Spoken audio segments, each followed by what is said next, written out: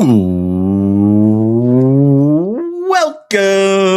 to Ole Walls house. It's me. It's your man. It's your main man. It's Ole Walls, and I'm back with you, ladies and gentlemen.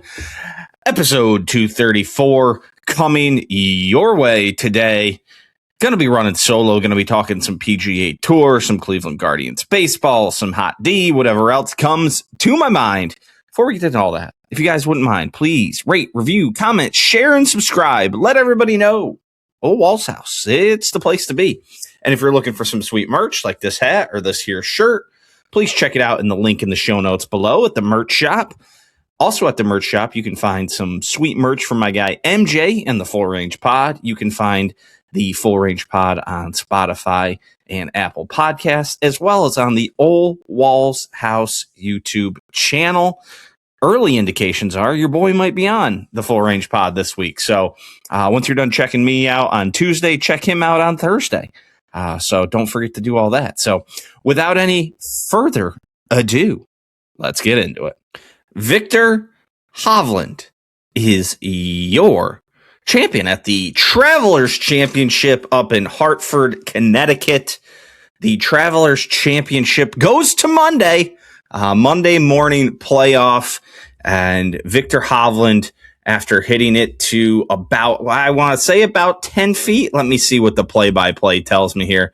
The play-by-play tells me 9 feet. Right after Scottie Scheffler, who they both hit the fairway. Scottie Scheffler hits it to 4 feet 10 inches. Viktor Hovland to 9 feet right behind him. Two great shots coming in. Hovland just sneaks it in the edge, leaves Scottie a 4-footer, and just left. I don't know if it was a pole. I kind of was watching it. It was kind of, I was like, I want to get to work here. So it didn't go in, is what I do know. And Scottie Scheffler remains on the schneid, if you will, dating back to January since his last win. It looked like at many points this was going to be his win. But alas, Viktor Hovland coming back from, a guy who was highly touted coming out of college, had a great kind of start to his professional career, and then it's felt weird since 2023. He got the Valspar last year, and now again the Travelers this year. So it's funny to say it's felt weird the last few years, and he's got 2 wins in the last 2 years. But I don't know. That doesn't feel like it tells the whole story. I don't know. It just feels like he's struggled a little bit, and I think the stats this year would kind of back that up. Let's just pull up his results here before we kind of get in the tournament. I mean, 11 of 14 cuts, a win, a third, 2 top 5s, 6 top 25s. Maybe it was last year that felt worse. 2024 was pretty bad. 15, 18 cuts. I mean, he's made as much money this year as he made all of last year already. 9 top 25s. I'm going to guess 24 was 24. Only 2 top 10s in 2024. First 2025, he had 3, and now 2026, I think he has 3 again already. 2024 finished 12th in the FedEx Cup. 2025 he finished 12th. I mean, it's weird. It has felt worse than it has appeared. I mean, strengths gained off the tee this year, he's only 86th. Now, if you go back to 2023 when he really had a good year, was feeling like a great year, 8th strokes gained off the tee. 2024 13th strokes gained off the tee. 2025, that's where it comes into recession. 83rd. And then this year, like I said, 86th. Now, approach the green, 17th this year, which I think has popped back. Oh, no, it was really high last year. Second last year. I was at 24. 24 was good. His around the green in 24 was horrible. 180th. Goodness gracious.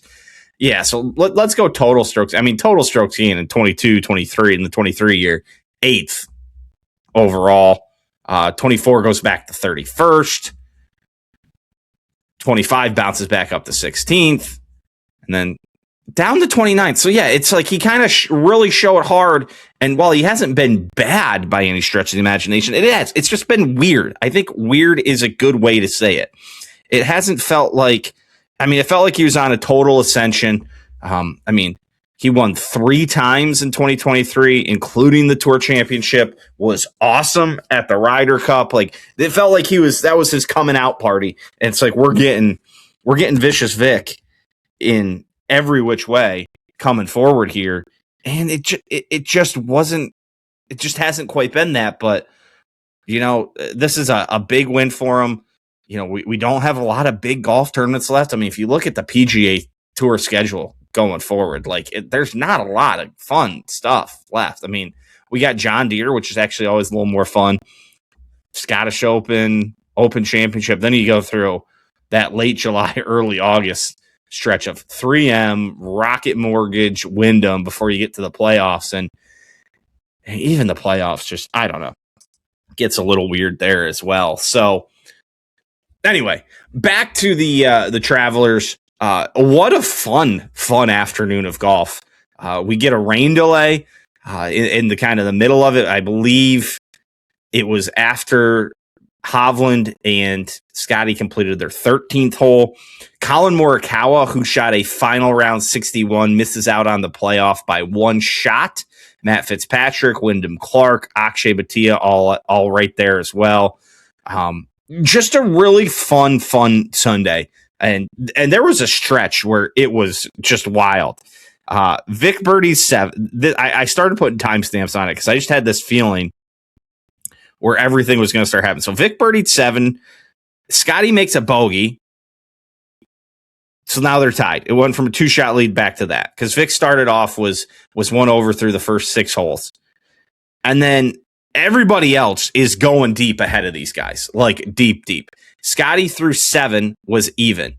Vic through 7 was 1 over. Vic was 1 over on the front 9.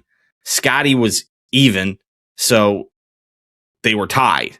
Like Vic had a 1-shot lead coming in the day, and then Scottie makes birdie on 10, and Vic makes bogey, and now he's up 2. But here we go. Here's the timestamp. Everything. Morikawa 7 under through 14 at this point at 343.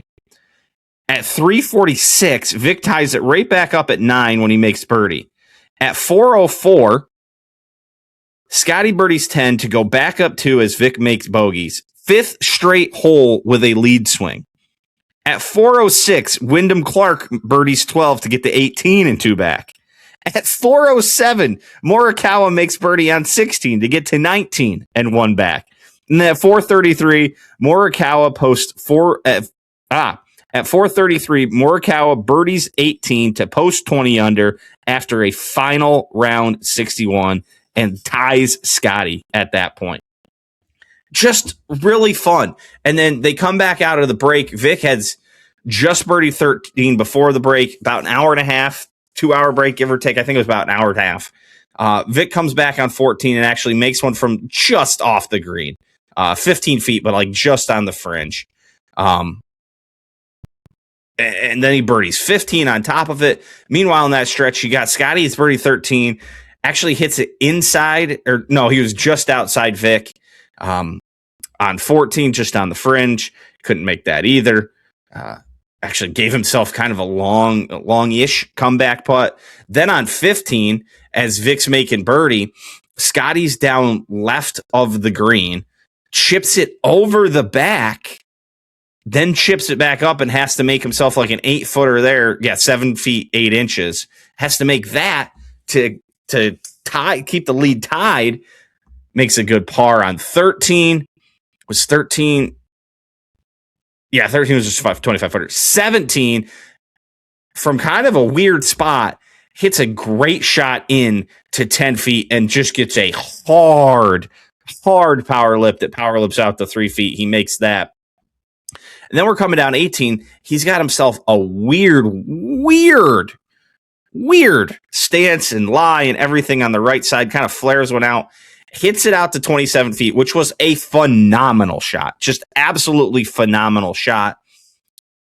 And then rams it 8 feet by. 8 feet, 8 inches left to the hole. And after Vic nearly wins it in regulation, coming kind of right up the good spot, just kind of up the slope there, and just can't quite, it just runs out of steam. Scottie barrels one in, shows a little oomph, little fist bump, and just a fun day. The crowd's going nuts. You got Viktor Hovland's guys there. The Vikings, they were being called, are there. Norway's playing in the World Cup, and I believe was up in the Boston area. I believe they're playing down in Dallas or something, but they had some guys staying, and there were a lot of people back out today on Monday to see that. But just awesome crowds, and the Travelers Championship seems to deliver good events a lot. We're going to talk a little bit about the PGA Tour's new schedule for 2028. Excuse me, I got something in my teeth. And they're talking a lot about big markets. They said they have 10 of their 15 regular events that aren't part of the playoffs and majors and players and Ryder Cup and everything like that. But they're looking to put 5 events in big cities. And Hartford's not a big city. Granted, it's in that northeast corridor area where a big city's never that far away. You can almost be like, oh, this is almost Boston. This is almost just outside New York. I mean, you could do a lot of things and say it, but like, I hope we don't lose these because this tournament delivers a lot. And I mean, just, fun leaderboard with Vic and Scottie Scheffler, Colin Morikawa, Fitzpatrick, Wyndham Clark coming back after a whirlwind week after winning the U.S. Open. You have Akshay kind of reappearing, playing some decent golf. He shoots a 62 on Friday.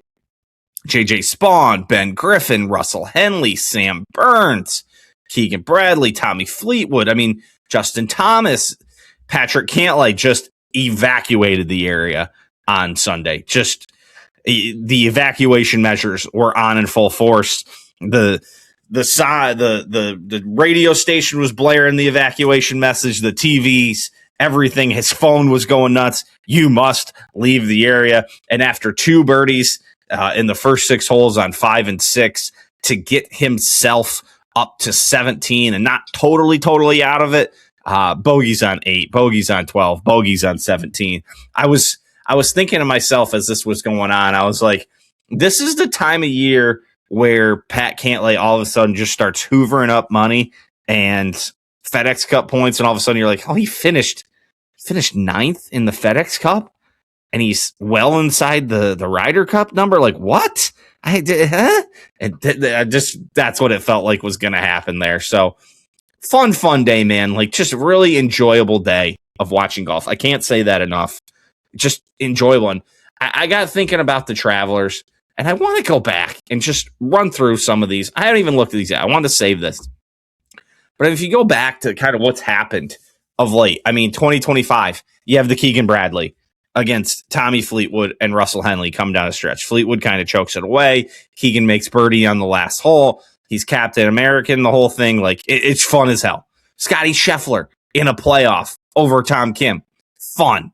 The Harris English Kramer Hickok, I believe that was an 8-hole playoff or something like that. Is this going to tell me? No, shit. It's not going to tell me. Yeah, it won't tell me. Darn. I think that was like a 7 or 8-hole playoff, and they kept referencing it. I just can't remember if it was 7 or 8. Yeah, Jordan Spieth in the playoff over Daniel Berger back in 2017.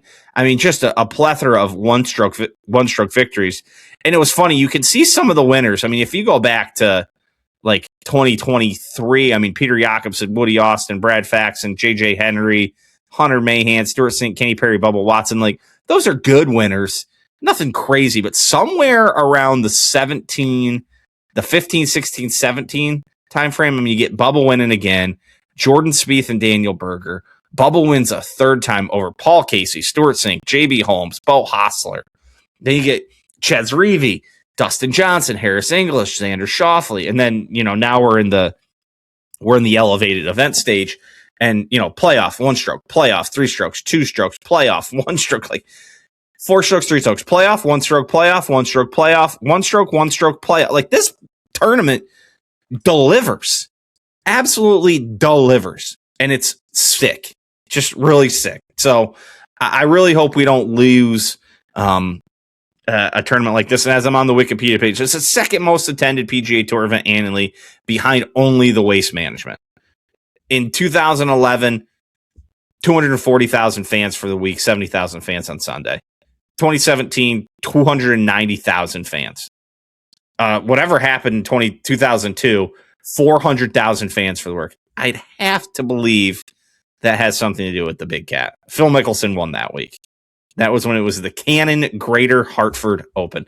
What's also always fun is to go back and look at like what used to be the sponsorship names of these tournaments. Like it was the Insurance City Open, then it was the Insurance City Open Invitational, Greater Hartford Open, Sammy Davis Jr. Greater Hartford Open, the Canon Sammy Davis Jr. Greater Hartford Open, the Canon Greater Hartford Open, the Greater Hartford Open, the Buick Championship. When at one point Buick hosted like 3 different tournaments on the PGA Tour, and then it's been Travelers here since 2007, and they've really kind of sunk into it. So just fun, man. Just a lot of fun. A lot of fun. Okay, let's talk some PGA Tour news and notes here. When did this come out? This come out earlier this week. What's the date on this? 6 days ago? So yeah, or Tuesday. So it came out just after the pod last week. That's why I'm doing it today. The PGA Tour has announced what do they call it?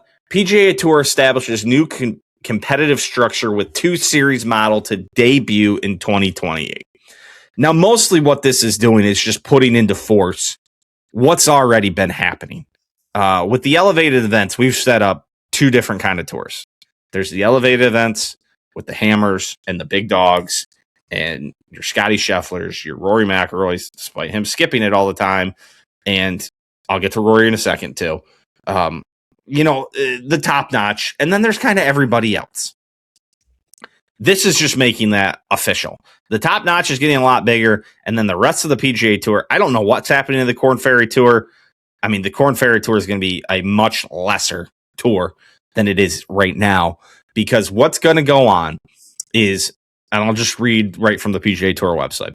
The new system begins at the top with the PGA Tour Championship Series, offering a consistent schedule of playing opportunities for the best players in the world. It will feature approximately 23 to 24 events. The inclusive of the Players Championship, the majors, and international team events like the President's Cup and Ryder Cup, with the season running approximately February to August. Take note there, February to August. The PGA Tour has already lined up an initial set of 10 of its expected 15 PGA Tour Championship Series regular season events for 2028. The remaining events will be either filled by existing events or new markets under consideration, such as Boston, Denver, New York, Philadelphia, San Francisco, Seattle, and Washington, D.C. Each PGA Tour Championship Series event will boast a purse of at least $20 million, which is the same as elevated events right now, including fields of approximately 120 players with no alternate list and no sponsor exemption. No alt list, no sponsor exemption. Each regular season event will feature 72 holes with a 36-hole cut to the top 65 in ties, with considerations for special formats, i.e. Pro-Ams. The PGA Tour Championship Series will also feature reimagined postseason, including the introduction of match play with a new look Tour Championship contested across a rotation of prestigious courses, many of which the PGA Tour would play for the first time. Okay, let's break that down a little bit. First of all, things I like. 120-man fields, 36-hole cuts. Love it, love it, love it. I myself am not as enamored with match play for the Tour Championship. I'm not upset. I'm not against it, but I'm not like the guy out here banging the drum being like, we have to have match play. We have to have match play. We have to have match play. I can remember being not that interested in a lot of the match play finals of the old WGC match play or Accenture match play or whatever that was that used to be played out at Dove Mountain, Arizona, and then ended up at Austin. Yes, it can be a lot of fun, especially when the final match is close or the final 2 matches are close. But if those last couple matches get boring on Sunday, it can be a boring ass day.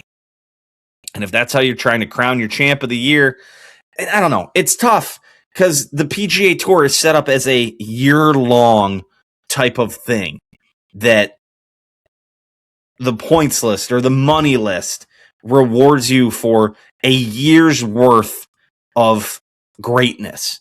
And to boil that down into 3 or 4 events like we've tried to do with the playoffs or down into a match play where on any given day, these pros are all really good.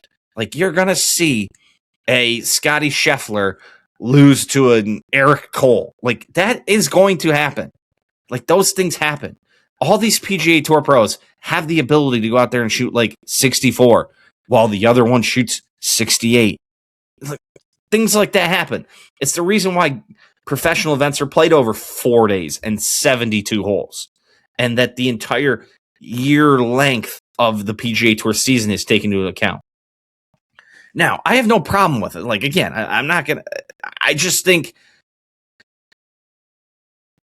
the playoffs is such a forced thing in golf. And I think they've tried to do stuff like this in NASCAR too. I don't watch NASCAR or anything like that, but I think it's had similar effects. It's like, yeah, it's cool and everything like that, but it's like NASCAR is like this big long thing like the PGA Tour. It's like to reward someone for the entirety of the year is kind of what tells you who the best player is. Anyway, things I am a little worried about, the 10 of 15 expected PGA Tour events. There's a lot of great PGA Tour events out there, like Waste Management, Travelers, Arnold Palmer, Jack's Place. Like, I'm sure Waste Management, Arnold Palmer, Jack's Place, Tigers at Genesis, like those are all falling in there, Pebble Beach. But then you start like listing out some of the tournaments, and you're like, ooh, something's not making that top 10 if they want to add, possibly up to 5 different things.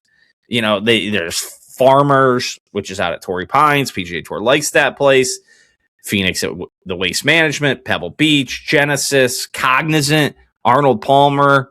The Players is included in that. Valspar, Houston, Valera, Heritage, Miami at Doral. You'd have to imagine they want to keep Doral in the loop. I think that's like a 5-year deal. Truist has had some good moments when it's gone elsewhere. It's not Quail Hollow, but when it's Quail Hollow, it's still okay. Like, there's a bunch of different stuff in here. Canadian Open, Travelers, more. Like, so hopefully they can get that all right. And they're not just chasing the big markets to chase the big markets, because we've seen what the big markets do. We've had major U.S. Opens in the past 5 years at L.A. and out on Shinnecock, and the crowd and atmosphere has been So if you just chase the big markets, whereas Hartford, again, it's not in the middle of nowhere, but it's not in a city. Great golf market. It's the big show in town. I think that goes a long way. So, okay, now what's in the Championship Series? That's the Championship Series. What's in the Challenger Series? PGA Tour Challenger Series tournaments will be played concurrently with the PGA Tour Championship Series and will feature fields of approximately 144 players with the ability to reduce field size due to restrictions like daylight. Each tournament will be played across 70 holes, 36-hole cut, top 65. Did I say the thing I like from the Championship Series? 120-man fields with a cut, with a 36-hole cut. Love that. Okay, so 36-hole cut, top 65 times for the Challenger. Approximately 7 of the PGA Tour's Challenger Series will be played during the PGA Tour Championship Series off weeks with increased consequences, benefits, and exposure. What the increased consequences and benefits mean, I don't know. They're also looking to get $4 million purses for this. This is going to be a tough sell. These are essentially Corn Ferry events. If you've got 120 guys that are linked up to play in the Championship Series. And I've heard it's actually like it's 130, but there's no requirements to play every week. So they're like, we're going to expect about 120-ish every week. And I got to back up again. I love that there's no sponsor exemptions. I love that there's no alternates. There's however many guys we have designated to be in this Championship Series are available to play. And if they're playing, they're playing. That's it. We're not filling it out with sponsors exemptions, and then we need to put an all in because of this, and all of a sudden the field size balloons. So I like that. The key to how the two series will work together will be the opportunity for clear promotion and relegation. At minimum, the top 90 finish out of approximately 130 PGA Tour Championship players will be fully exempt for the next year, while those who fail to retain membership may risk relegation to the Challenger Series. Similarly, a minimum of 20 players from the PGA Tour Challenger Series will be promoted to the PGA Tour. They're going to need to iron this out, give us exact details, but I liked all that. There'll be 2 opportunities for a PGA Tour Challenger Series player to earn immediate promotions to the PGA Tour Championship Series, win in multiple PGA Tour Challenger Series events in the same season, and by winning a major championship. Love it. Also a last chance series, PGA Tour will still continue to test an annual qualifying school, Q school, to provide access across the PGA Tour ecosystem, including the Challenger Series as a last chance series and developmental pathways. So all in all, I think I kind of like this.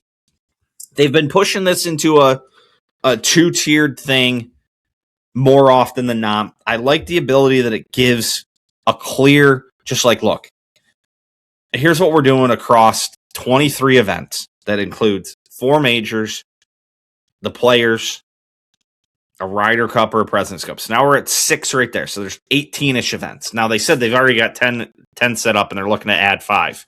We're a couple short. We'll see what they do. Now they got to toss the playoffs in there. So it also, but I like the idea, like, hey, we're just going. Like, here's what we got. We are set. You guys play when you want. There's nothing to it. Now, will they hold up the rules? Who knows? So, all in all, I like it. So, that brings us back to Rory. Rory skips again. He's out playing the British Open. I got no problem with that. Like, if you want to skip and just play 40, practice rounds leading up to every major, by all means. Does he feel slighted because the PGA Tour left him out to dry? I don't know, but maybe it's time to get over that. You've gotten paid pretty well. The thing I don't like is that the PGA Tour is setting up basically an exemption for him because he's not going to hit the 15 event minimum. So Rory will fail to meet PGA Tour's 15 minimum this year, but apparently will not be penalized. There is an extenuating circumstances clause that the tour can use at its discretion. They're choosing to do so for Rory this year. Thoughts on this is what the tweet says. Thoughts on this is that I don't like it. The extenuating circumstances is he's choosing not to. Unless something else is out there that we don't know about, which is possible. But at this point, it just seems like he has decided he wants to go play all the major venues, which is fine. But like, I don't want him given exceptions because he's not going to play in enough events to keep his card, essentially. He's played 9 events this year. Like, it's not that he's making an effort and he's like trying and things like that. He's not trying this year. He played Pebble, Genesis, Arnold Palmer, Players, and then Masters, Churros, PGA, Jack's Place, US Open. There's plenty of room in there. He made a conscious decision and just deal with what the circumstances are that comes back with that. I don't know. I don't like it. Anyway, I've rambled on long enough for this, so we'll keep this train rolling and move on. Time for some passing thoughts. Okay, I'm gonna just kind of sneak the Cleveland Guardians in here at the top here, and then we'll move on to more traditional passing thoughts, if you will. Didn't get to watch a ton of them this week because they were playing the White Sox to start the week. Blacked out of that, so. Week started off bad, though. Dropped 2 games to the White Sox by 1 run each, 6-5 and 2-1, then win 4-3. I didn't see the Friday night Mariners game, but I did. Oh, I did see some of that. I got pissed and turned it off. But then did see Saturday and yesterday, Sundays. Saturday, a little youth movement, a little 3-run 4th inning. Led by Khalil Watson and newly called up Cooper Ingle. Cooper Ingle hit a single into right field, and Watson and Kyle Manzardo scored. That put him up 3-1 at the time. They added an insurance run in the 5th, which came in handy because they only ended up winning 4-3, and then held off the advance of all 3 runs of those in the 8th inning by the Mariners, but picked up a much needed win. After, not doing too well against the White Sox, the AL leaders, they were facing a fellow wild card contender in the Mariners, so needed to find some wins to put some distance there. fell behind 3-1. Josh Naylor, Randy Arozarena. Good Lord, I can't speak today. Put them up 3-0 before Bazana got a little something. Then it goes 4-0. But then the bottom of the eighth, things are getting weird. Schneemann singles. Cooper Ingle the second. Roke scores. Chase DeLauder singles. Stephen Kwan the third. Schneemann scores. Cooper Ingle scores. And then Rhys Hoskins with a big double left field to score Kwan and DeLauder. DeLauder just back up after his little stint on the DL with some rib injury and kind of escaped something. Bazana just throws one in the dirt with runners on the corners with 2 outs in the ninth, up 2. Went from up 6-4 to 6-5, but hold on. Kate Smith gets a ground ball on the next pitch. We're out of here. See you later. Book it. So Cleveland still in an okay spot. Still riding out. Just got to get Jose back in the lineup. Hope he comes back rested, rejuvenated, ready to do something. Tied with the White Sox still 4.5 ahead of the Twins. So it's us and the White Sox at the moment until the Twins make a run. And then the wild card, a game back of. Wait, no, my wild card standings are all mucked up. Hang on, let me pull up something else here. Because saying the Cleveland's no back at anything, but the Yankees are a game back, but the Yankees are clearly in first in the wild card. Hang on, let me get this pulled up. All right. Here we go. Wild card. The Guards are 2.5 up on the Seattle Mariners now. Nice 2 wins there at the end of the series. And then the Mariners are half a game up on the Stros. So 3 up on the next team out. What's that? 7 and 2.5 is 4.5 back of the Yankees. 4.5 back of the Yankees for first place. The Yankees are just outside the Tampa Bay Rays. I think the Yankees just got swept too to end the weekend by the Sox, by the Red Sox. So Cleveland's got back at home here, or not back at home, staying at home to take on the Rangers. And then the White Sox are right back in the town. So big 4th of July weekend for Cleveland as the heat rolls in. It's going to be hot, ladies and gentlemen. It's going to be hot across the country this week, at least throughout the upper Midwest. And I think that's pushing to the East Coast too. But it's getting hot. It's been hot over in Europe. I've been seeing a lot about the Europeans don't have air conditioning. And the funniest thing, I'm not getting into climate change. I don't fucking care. The funniest thing about all this is you'll see all this shit on Europe and be like, oh, it's so hot here and we don't have air conditioning. And everyone's like, just get air conditioning. And they're like, you don't understand. Our houses are built to hold heat. We don't have the ability or regulate. Like, shut up. Just get air conditioning. Yeah, because our houses in America are built. Yeah, in Wisconsin, my house is built to be cold at all times. Shut up. Freaks. Just get air conditioning. Just get air conditioning. So here's another interesting thing. Caitlin Clark in the WNBA. There may not be an organization who's trying harder to sabotage themselves than the WNBA. They get a little momentum because of Caitlin Clark. And yes, I'm well aware there are other good players too. She's not even that great. She doesn't have to be that great. She draws you the eyeballs. She draws the eyeballs. That's all there is. It's all that matters. She's the reason anyone talks about the WNBA at all. And she gets mugged on a nightly basis. She got throat punched the other night. And the WNBA cannot get out of their own way. People clearly do not like her around the league, in the league office, whatever it may be. They left her off the 30th anniversary poster. Why?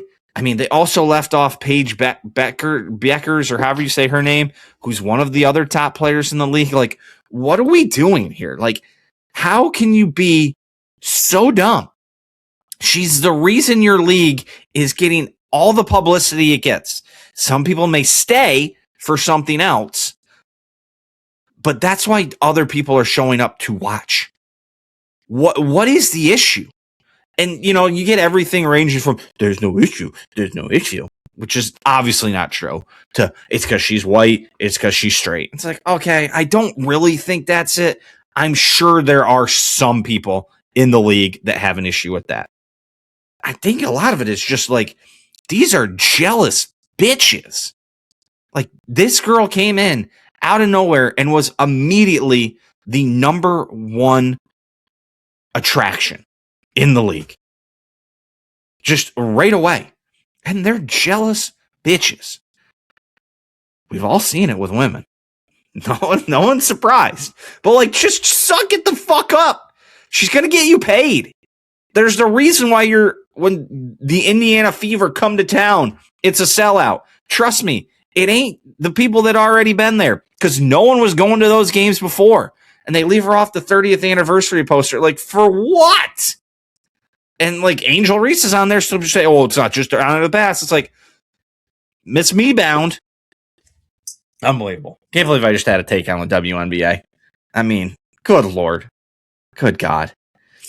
So Freddie from Germany remains incredible. I just want to keep pointing that out. And so we've reached the point with Freddie from Germany where at first everybody loved him, because of course. And then we've got to the point where like, okay, we've built him up. Now we need to tear him down, which is awesome. That it happened so fast. It's been like a week and a half, 2 weeks. And now everyone's like, it's an op.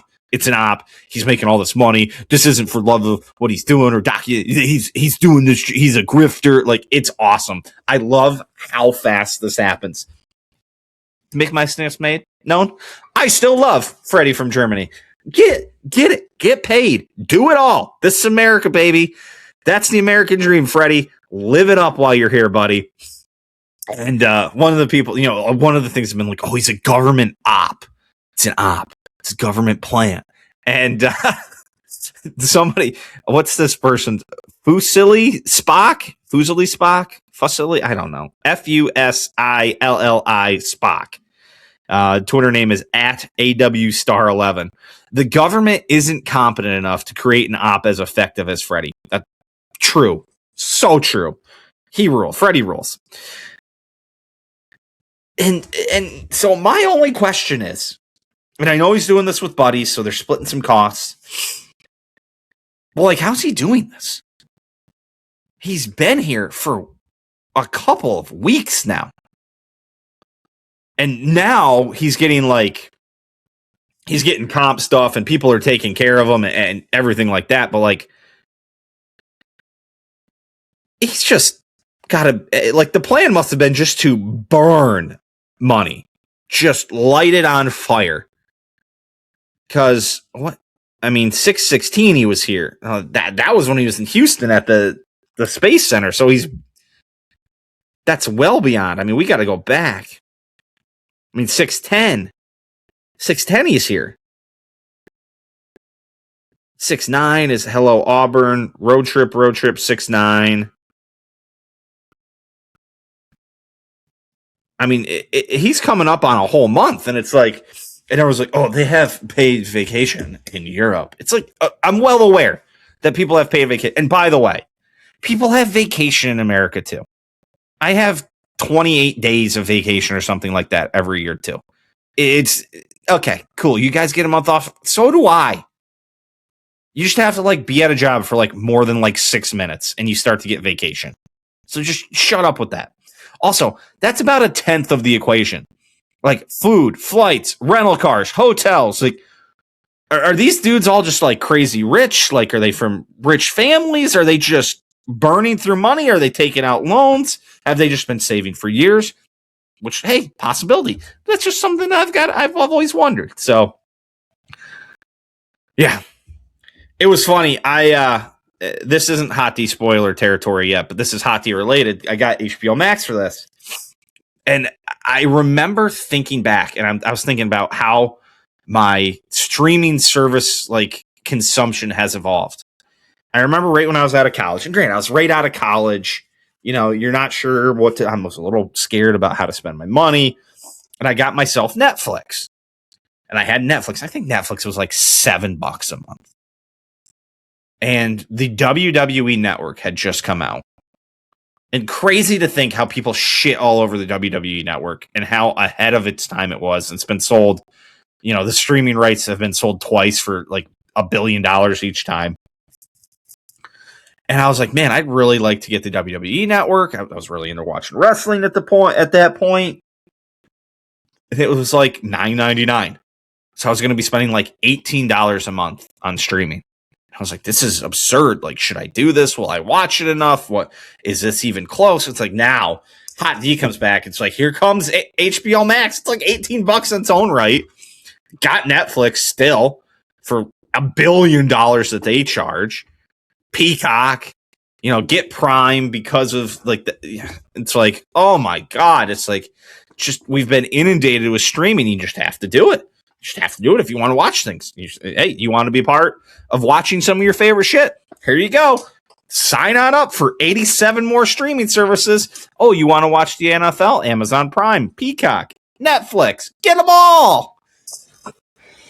Whatever. But yeah, I just thought it was funny in the just how it's evolved. My just personal consumption has evolved. Oh, I forgot to mention, I was watching the Dick's Sporting Goods Open too. I like watching that because I've played that course a number of different times. Dickie Pride, a little playoff win for himself over there on the Champions Tour. But it was Michael Block's debut, and he played damn good. And had it not been for a little whoopsie on 18, he made a seven, little three-whammer. Didn't get it on the green out of a bunker, chips on, has a putt for bogey, power lips the double, coming back. Goes from 16 under back down to 13 under, falls out of the top 5 down to T9, but still 66, 70, 67 with a triple. 67 with a triple up at Enjoy. Would have finished 2 back of the playoff, ends up finishing 5 back, but I don't like him, and there may be nobody in the world who likes Michael Block more than Michael Block likes Michael Block, but that's damn impressive. So I'll give him a shout out for that. So, all right, I'm gonna make this kind of a thing. We're gonna do the Geo Sports here again today, and we're also gonna add in the Geo History. The Geo History is also gonna be played. So let's get going here. Let me confirm location before locking in. The Twins and Vikings shared a stadium that was demolished and replaced by the Mall of America in this city. I don't know if that's exactly true, because I think the Mall of America was there. If this ends up being St. Paul, I'm going to be kind of pissed. Automatic. Hyundai. Oh, that one. Oh, from 61 to 81. Gotcha. I get you. Super Bowl 16, the first ever held in the cold weather. It was played in the Silver Dome. That's over here in Detroit, Michigan. Hulk Hogan also body slammed Andre the Giant right there, brother. Whatever. It's in the outside of Michigan, Pontiac Silverdome. Close enough. 99. We'll take it. The Royals captured the only. Oh, the Royal. I think they were the Kansas. No. The Royals captured the city's only NBA title in 1951, long before. I think they were the Kansas City Royals. I'm going with it. Yep. We're going to do it. Okay, that was very wrong. The Rochester Royals. Okay. They did go to Kansas City, though. I should get bonus. I should get a couple of points for that. Oh, Miguel Cabrera grew up in this city, Sandlots. Dominican, right? Let's go with Dominican. A lot of Dominican MLB players. Let's just hit it with this one. That's a big city in the Dominican. Not quite. Venezuela, 237. All right. I need a big one here. Rudy Gobert, born in this European town. I think he's from France. I don't think it's Paris. Let's just go like there. Not bad. Not bad. Needed that. 291. I needed that to get up in the eights. So 871. Not too shabby for me there. Not too shabby. The Rochester Royals really got me. Lost some serious coin that, Let's share this tab instead. Let's go geo-history now. Geo-history. President Lincoln was assassinated in 1805. This comes D.C., right? Ford's Theater, Washington, D.C. Where are we at? Right there. There's D.C. Bingo, bango, bongo. Yes, sir. The deadliest U.S. wildfire in more than a century devastated this historic town in 2023. That's got to be 2023. The Palisades that long ago? Let's go with it. So this is L.A. So like the Palisades, like up in the hills here.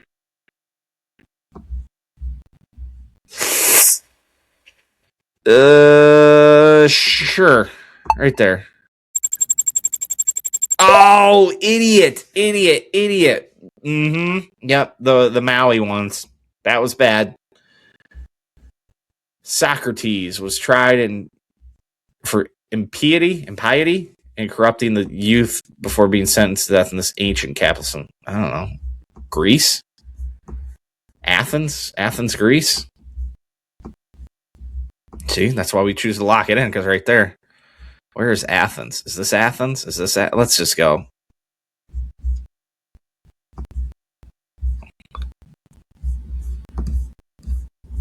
Let's go with that. It looks like a big city.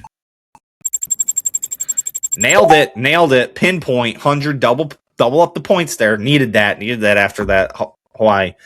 Albert Einstein published his Miracle Year papers while working in the patent office of this capital city. Just maybe guess he was still in Germany, which means Berlin is like right here.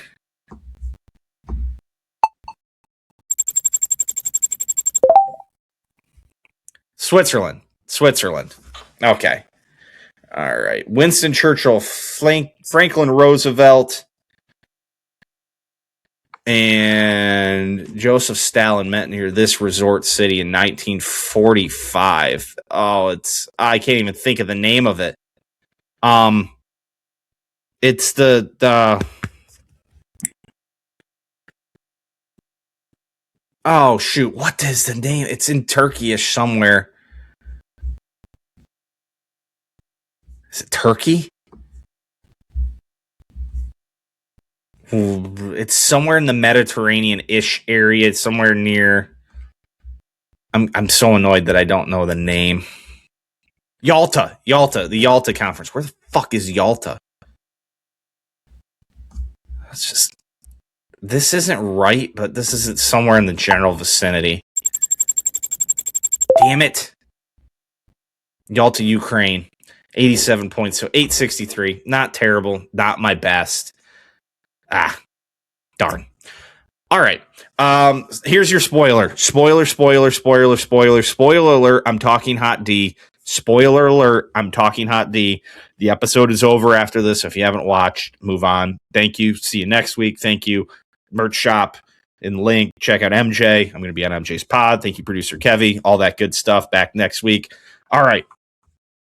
Hot D. We come in, kind of reeling from the Battle of the Gullet. We see some more dragons that overhead to start, which in hindsight, I think are the two, the Ulf and the big hammer guy, I think is his name or something like that. I think they're going through and like doing cleanup duty. Alan's looking for his estranged pops. The one little girl, the one Valerian girl is back in the Vale trying to plea to have somewhere to go because she thinks she's going to be in trouble since she essentially killed Jace. Rhaenyra has a meltdown. Aemon goes to the Vale, finally. Starts lighting everybody up at Harrenhal. He kills a couple guys, but then he gets stabbed. And it looks like he's dying, but then the witch appears. What's that witch doing? What's she doing? what's she doing, man? Like she's lurking. She's lurking around. Always lurking around. So she's kind of out there, tweaking about, seeing what's going on. I think something's going to happen there. But the big thing is Rhaenyra claims the Iron Throne. Her and Damon, just a wild plan, just the two of them, show up. King's Landing. Allison's plan. It's happening. Allison's down in the Gold Cloak locker room. A lot of dick on display in the Gold Cloak locker room. I will say that. Dude's just, hey, it's a locker room, man. Locker room talk. It's hanging. It's all out for everyone to see, and she's just roaming through there. She's trying to shore up some support. The one dude, speaking of dick, Iron Rod, he's trying to get his dick rotted right up himself. He's trying to pull off a little rape. He gets caught.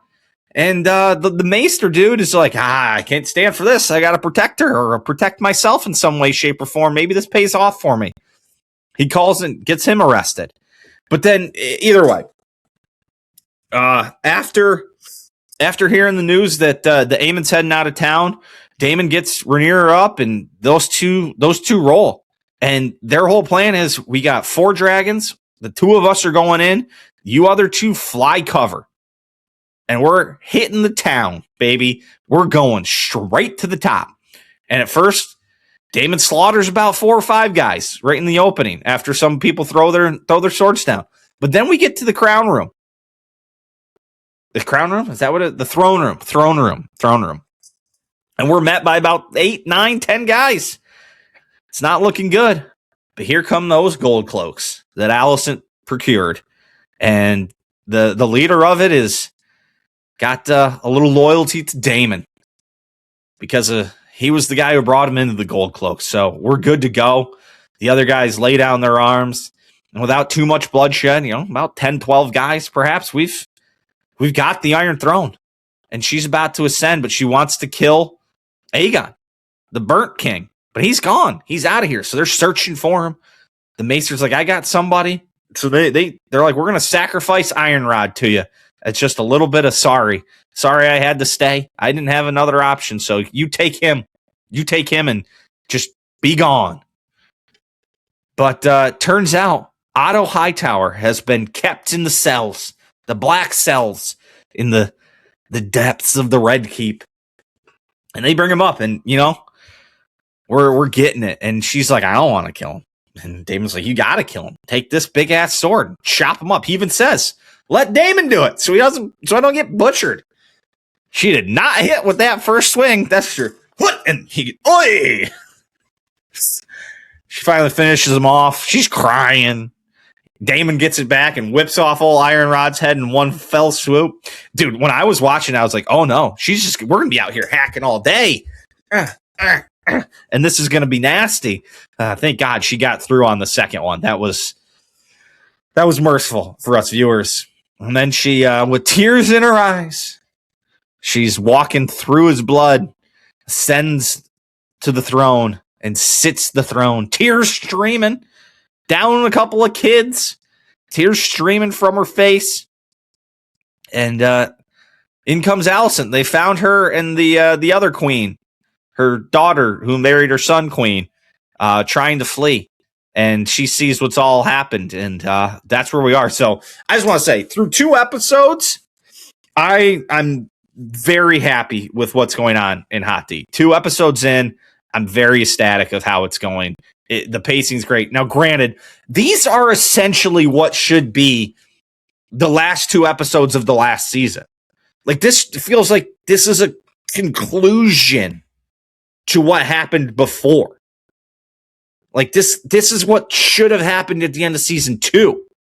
And then we start from there in season 3. So now I'm wondering, like, what's going to happen moving forward.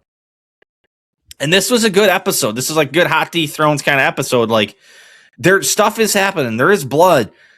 There's some battles, but like there's also some intrigue and and I got you. And there's some backstabbing, and nobody knows who's actually on anybody's side. So all in all, I liked it. It was a fun week. I'm looking forward to next week. I'm interested to see where this goes. The problem with all this is I think I spoiled the end result for myself years ago. I think there's an episode in Thrones, if I'm not mistaken, where Joffrey is literally reading a book and like goes through and talks about the Dance of the Dragons, which is what this is all about. And then I think I looked it up, and I think I know how it ends. I don't know how we get there. I don't know what happens along the way, but I know roughly the end result. So anyway, let's go close this thing up. Closing time, everybody. Once again, just want to say thank you to everybody. Please rate, review, comment, subscribe, share. You know the deal. If you're looking for merch, like this sweet hat, this sweet shirt, it's in the merch shop below. As is stuff from MJ's Full Range Pod. Check him out. Apple and Spotify at the Full Range Pod on the Ole Walls House YouTube channel. Thank you to Rooster Kevy for helping get us started on the video path. And we will be back next week. Till then, peace.